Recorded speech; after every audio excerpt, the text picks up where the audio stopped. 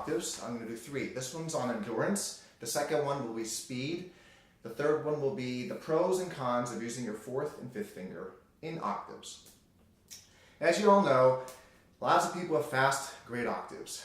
And I just want to talk about ways to make the octaves easier, to practice them better, to make pieces come into your hands fast and endurance-wise better. And the first thing I want to say is octaves or wrist technique is different than finger technique. Finger technique is coordinating, like I said in my scales video. It's never about getting your fingers to go faster, even though you think it is. It's really coordinating the fingers in a better fashion so that they get faster in a more smooth fashion. But wrist technique, octaves, is really your reflexes, how fast you are, your jumping, moving. I tend to be a quick twitchy person, so things that are fast and quick usually are a little easier for me. But it's also how you practice. So I'm not saying that you're going to get your fastest reflexes faster, but you will learn to play at a higher percentage of your topmost speed longer if you practice right. And if you practice with certain exercises year-round, all your octave pieces should always be in your hands. As long as it's memorized, you should be able to play it. Maybe you have some mistakes, but the speed and the endurance should be there. So I'm going to show you 3 different things that I like to practice for endurance. The one is just scales in every key. As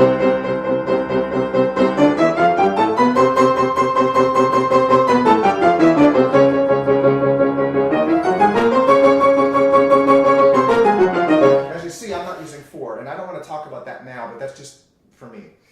Now the first time you do this, you're going to get tired. After all 12 keys, you're going to die, especially if you go too fast. So I recommend going at a comfortable rate and find out what metronome speed you think you can do comfortably all through the keys without stopping because you're too tired.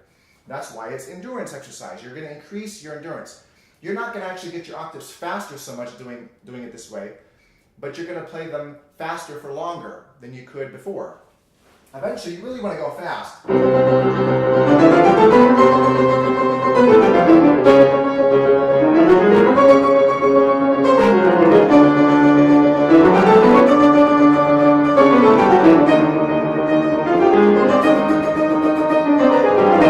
And you're going to make some mistakes when you're going really fast, and I don't think that's the problem. I think the issue is doing it. So if you do it all 12 keys and you do that 2 times, there's a couple minutes perhaps, okay?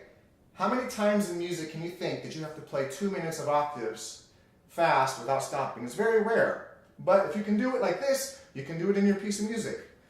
Another exercise I like to do is just 1, 2, 3, 2, 3, 4, 3, 4, 5. And then down. Every key.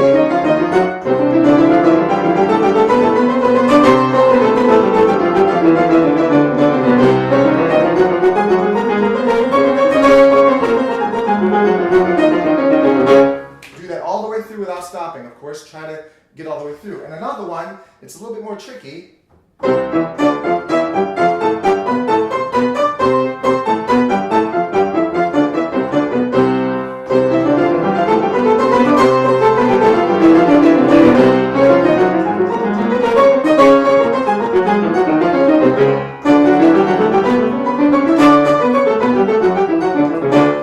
And once again, mistakes are going to happen. If you practice your octaves these 3 ways, you can also add some chromatic octaves and just make them up. No rhyme or reason, just do it.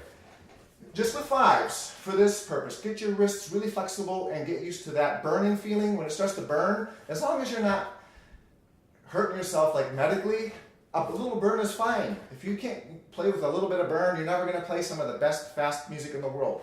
So I would just go like this.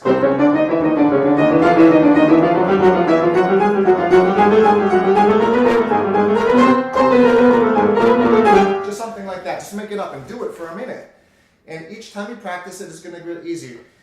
I also think you shouldn't play these at your fastest every day. I think if you do a lot of minutes of this and you really work hard, one day maybe really kill yourself. The second or third day, go a little slower, longer. And after a couple weeks, it's going to get easier and easier. But keep track. Keep a metronome mark of what you're doing on day 1 and see after a few weeks how you feel. And then you can experiment by going further up the scale. And it's really going to help your endurance, I promise you. Stay tuned for my next video on how to get speed, total speed, how to practice for it, okay? Have a good day, and please let me know what you think.